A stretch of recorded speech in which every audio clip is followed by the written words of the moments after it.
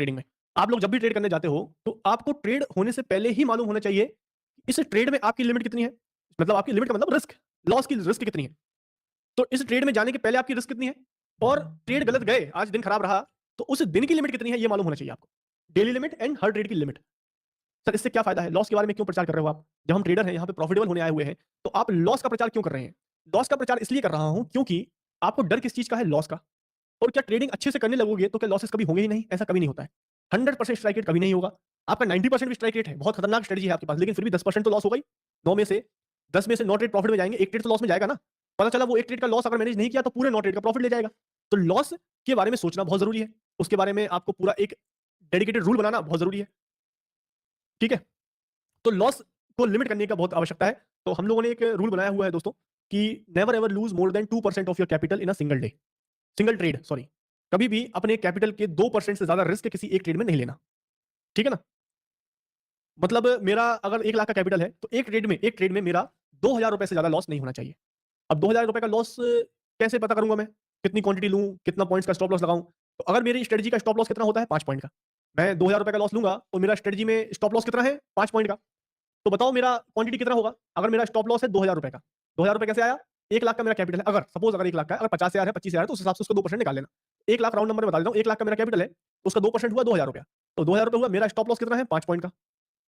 तो मेरी क्वांटिटी कितनी हो जाएगी? 400। कितनी हो जाएगी मेरी क्वांटिटी? 400। अब इसको आप लॉट के हिसाब से एडजस्ट कर लेना, ठीक है? लॉट के हिसाब से कितना बैठ रहा है ना, 375 आ रहा है, ठीक है ना, या 450 आ रहा है, वो थोड़ा ऊपर नीचे चलता है। तो इतनी क्वांटिटी लूंगा, 5 पॉइंट का स्टॉप लॉस लूंगा, तो मेरा लिमिट कितनी रहेगी? 2,000 रुपए का लॉस होगा।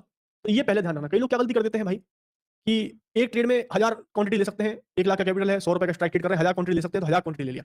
एक ट्रेड में 8 पॉइंट का स्टॉप लॉस हो गया, 8,000 रुपए चले गए। अब बताओ, जहां सिर्फ 2,000 रुपए खर्च करने चाहिए थे एक ट्रेड में, उस भाई ने 1 लाख में से 8,000 रुपए खर्च कर दिए, 8% गया उसका।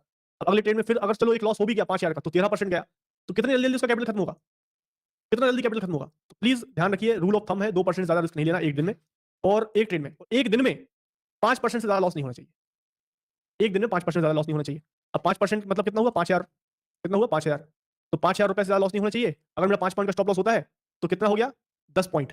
तो मेरा Buy more with less cash. Use our pay later MTF.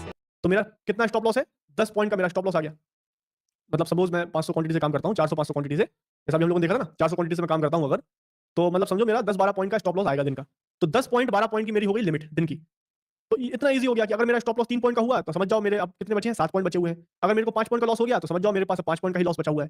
ये तो क्या है, लोग क्या है, दे दनादन ले दनादन ट्रेड करते रहते हैं, रियलाइज ही नहीं करते हैं कब रुकना है। इसीलिए लॉस मैनेज करना बहुत जरूरी है।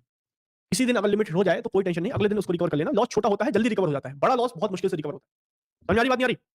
लिमिट का पूरा फंडा समझ में आया कि नहीं आया? पूरा फंडा समझ में आया? लिमिट का नहीं आया?